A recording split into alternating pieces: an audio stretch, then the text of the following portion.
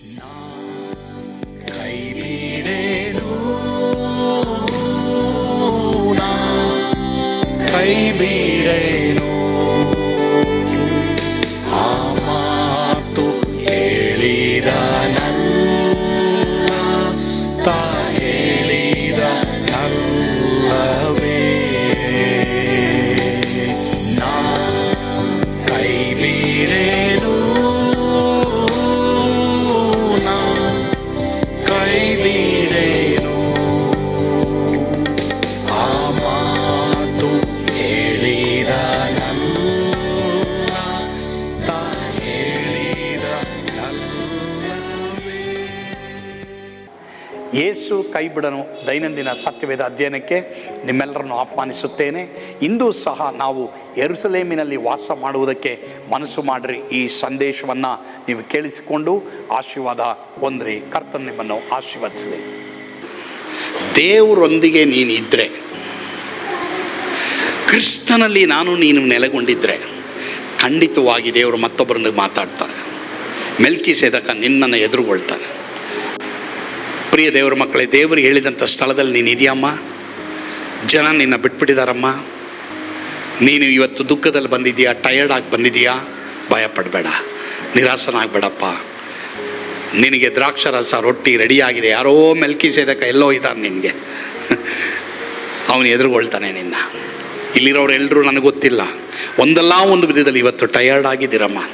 ಕೆಲವರು ಓದ್ತಾ ಇರ್ಬೋದು, ಕೆಲವರು ಕೆಲಸಕ್ಕೆ ಸೇರಿರ್ಬೋದು, ಕೆಲವರು ಯಾರೋ ಒಬ್ಬರು ಹೇಳ್ತಾ ಇದ್ರು, ಮೊನ್ನೆ ಇಲ್ಲಿ ಬಂದು ಪ್ರೇಯರ್ ಮಾಡಿದ್ದಾರೆ. ಪಾಸ್ಟರ್, ನನಗೆ ಒಂದು ಇಂಟರ್ವ್ಯೂ ಇದೆ.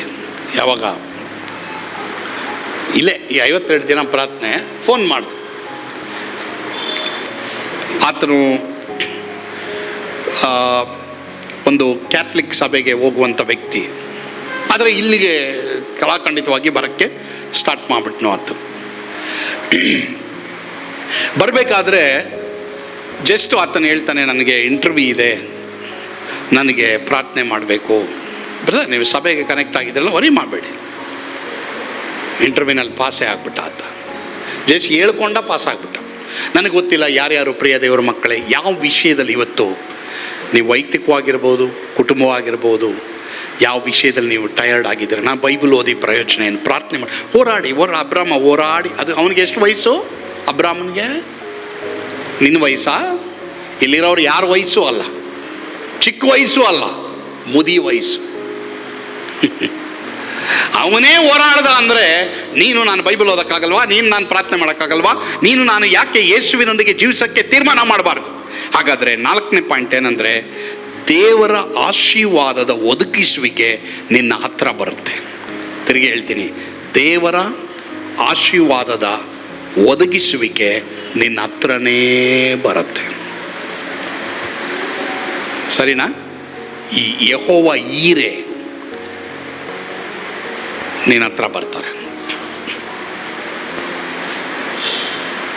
ನನ್ನ ಮನಸ್ಸಲ್ಲಿ ಜಸ್ಟು ಒಂದು ಯೋಚನೆ ಬಂತು.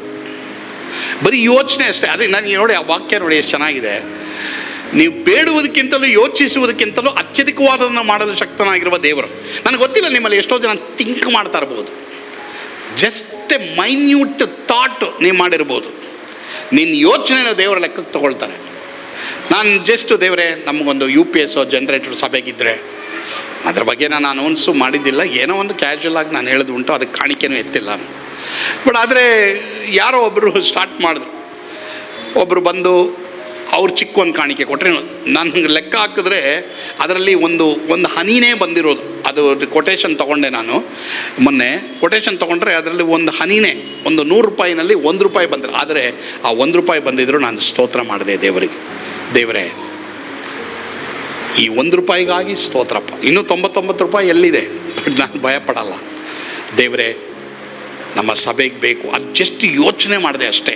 ಯಾಕಂದರೆ ಮೊನ್ನೆ ದೀಕ್ಷಾ ಸ್ನಾನದ ಆರಾಧನೆಯಲ್ಲಿ ನಮಗೆ ಇದಾಯಿತು. ಹೀಗಾಗಿ ನಾವು ಆವಾಗಿಂದ ಯೋಚನೆ ಬಂತು, ಸರಿ UPSಗೆ ಹೋಗಿಲ್ಲ, ಜನ್ರೇಟರ್ಗೆ ಹೋಗಬೇಕು. ಆ ಯೋಚನೆ ಬಂತು, ದೇವರೇ ನಿನ್ನ ಸ್ತೋತ್ರ ಅಂತ. ಅಲ್ಲಿ 1 ರೂಪಾಯಿ ಬಂತು, ಅದಕ್ಕಾಗಿ ಸ್ತೋತ್ರ ಮಾಡಿದೆ. ಅದೇ ಥರ ಪ್ರಿಯ ದೇವರ ಮಕ್ಕಳೇ, ನೀವೇನು ಯೋಚನೆ ಮಾಡ್ತೀರೋ ದೇವರು ಖಂಡಿತವಾಗಿ ಮಾಡ್ತಾರೆ. ನಿಮ್ಮಲ್ಲಿ ಎಷ್ಟೋ ಜನ, ಎಸ್ ಅಲ್ಲೆಲೂಯ್ಯ, ನೀನು ಪ್ರಾರ್ಥನೆ ಮಾಡ್ತಾ ಇದೆಯಾ, ನೀನು ಬೈಬಲ್ ಓದ್ತಾ ಇದೆಯಾ, ನೀನು ದೇವ್ರು ನಿಂಬಾಲಿಸ್ತಾ ಇದೆಯಾ, ಅಥವಾ ಹೋರಾಡಿ ನೀವು ಸುಸ್ತಾಗಿರ್ಬೋದು, ನಿನ್ನನ್ನು ಎದುರುಗೊಳ್ಳಕ್ಕೆ ಮೆಲ್ಕಿಸೆದೇಕ ಬರ್ತಾನೆ. ಆಮೇನ್. ಓಕೆ, ನೆಕ್ಸ್ಟು ಎಲ್ಲರೂ ಇಲ್ಲಿದ್ದೀರಾ? ಸರಿನಾ? ಓದಪ್ಪ ಮುನ್ರಾಜ್ ಅವರು ಓದೋದು. ದೇವರ ಆಶೀರ್ವಾದದ ಒದಗಿಸುವಿಕೆ ನಮಗೆ ಇರುತ್ತದೆ. ಎಸ್. 4ನೇದು. 5ನೇದು ನ್ಯಾಯಸ್ಥಾಪಕರು 19, 11, 12. ಓದ್ರಿ. ಅವರು ಯೆಬೂಸಿಯರ ಊರಾದ ಯೆರೂಸಲೇಮಿ ಜನ ಸಮೀಪಕ್ಕೆ ಬಂದಾಗ ಹೊತ್ತು ಮುಳುಗುವ ಕಾಲವಾದುದರಿಂದ ಸೇವಕನು ದಣಿಗೆ, ದಯವಿಟ್ಟು ಬಾ, ನಾವು ಯೆಬೂಸಿಯರ ಈ ಪಟ್ಟಣಕ್ಕೆ ಹೋಗಿ ಅಲ್ಲಿ ರಾತ್ರಿಯನ್ನು ಕಳೆಯೋಣ ಅಂದನು. ಆಗ ದಣಿಯು, ನಾವು ಇಸ್ರಾಯೇಲರಿಲ್ಲದ ಅನ್ಯರ ಪಟ್ಟಣದಲ್ಲಿ ಇಳಿಯಬಾರದು, ಗಿಬೆಯಕ್ಕೆ ಹೋಗೋಣ ಅಂದ. ಸರಿ, ಇವ್ರೇನು ಹೇಳ್ತಾವ್ರೆ, ಅವತ್ತು ಪ್ರಯಾಣ ಮಾಡ್ಕೊಂಡು ಬಂದಮೇಲೆ ಇಲ್ಲಿ ಇಳ್ಕೊಳ್ಳೋಣಪ್ಪ, ಯೆಬೂಸಿಯರ ಪ್ರಾಂತದಲ್ಲಿ ಇಳ್ಕೊಳ್ಳೋಣ ಅಂದ ತಕ್ಷಣವೇ ಅವನು ಹೇಳ್ತಾನೆ, ಇಲ್ಲ ಇಲ್ಲ ಇಲ್ಲ, ಎಲ್ಲಿ ಇಸ್ರಾಯೇಲ್ರಿಲ್ವೋ ಅಲ್ಲಿ ನಾವು ಇಳ್ಕೊಳ್ಳಲ್ಲ. ಎಲ್ಲರೂ ಗಮನ ಇಡಿ.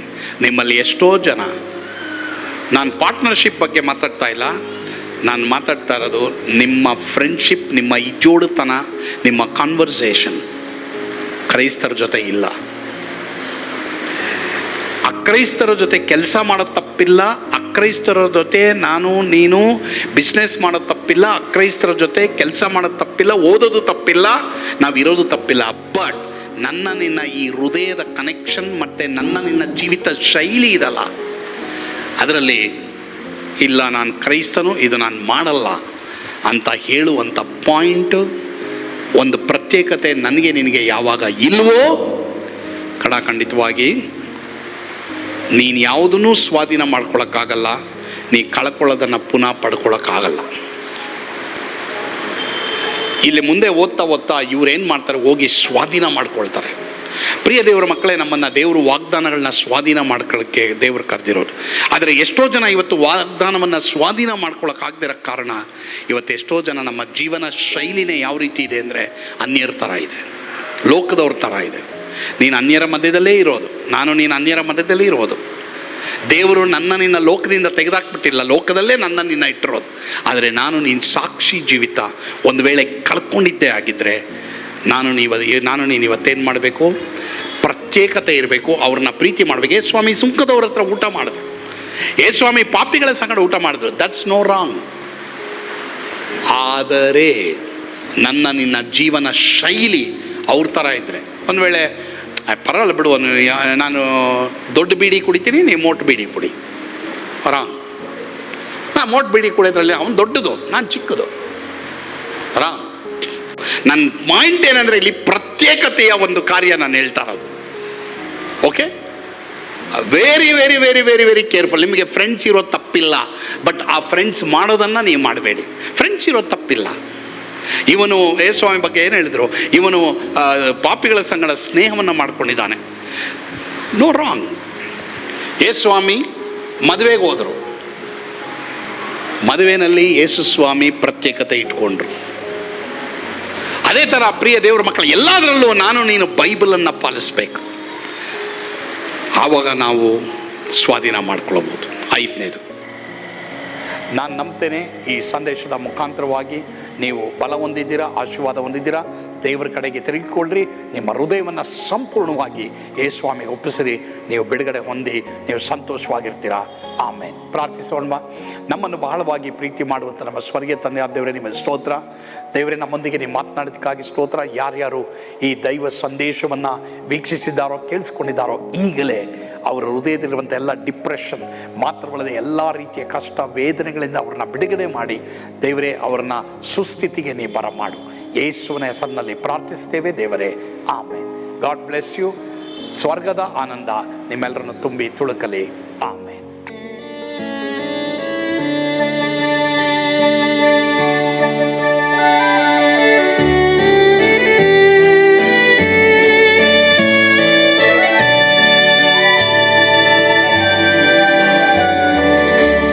ಎಂಥ ಅದ್ಭುತವಾದ ದಿನ, ನಾನೆಂದಿಗೂ ಮರೆಯೇನು. ಪಾಪಂದ ಕಾರದೊಳ್ ಅಲೆದೇನಾ, ರಕ್ಷಕನ ಕಂಡೇನು. ಕೋಮಲ ಕರುಣೆಯುಳ್ಳ ಯೇಸು ಎನ್ ಕೊರತೆ ನೀಗಿದ. ಕತ್ತಲೆ ಹೋಯಿತು, ಜ್ಯೋತಿಯು ಮೂಡಿತು, ನಾನೀಗ ಧನ್ಯನಾದೆ. ಸ್ವರ್ಗದ ನಂದ ಎನ್ನಾತ್ಮ ತುಂಬಿತು. ಶಿಲುಬೆನಾಥ ಎನ್ ಸ್ವಸ್ಥ ಕೈದನು.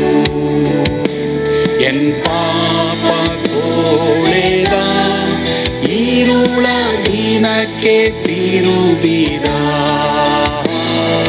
ಸ್ವರ್ಗದ ನಂದ ಎನ್ನಾತ್ಮ ತುಂಬಿತು.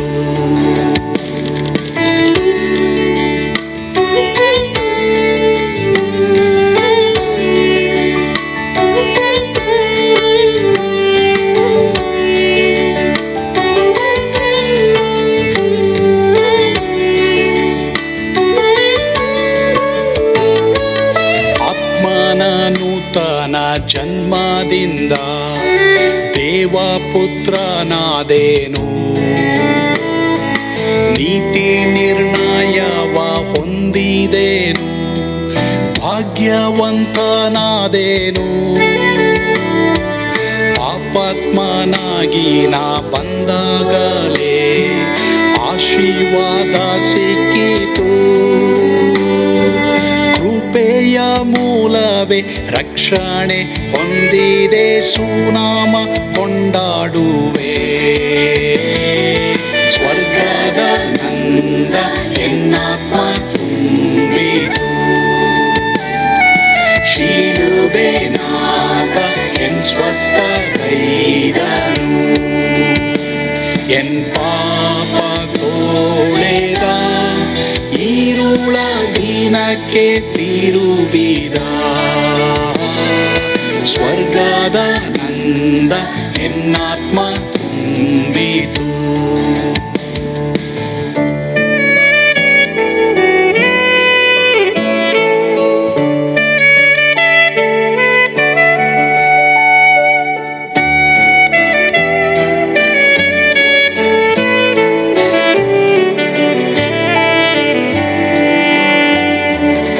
ಅನಂತ ನಿರೀಕ್ಷೆ ಏನಾಗಿದೆ, ಕಾಲವು ತೀರಲಾಗಿ.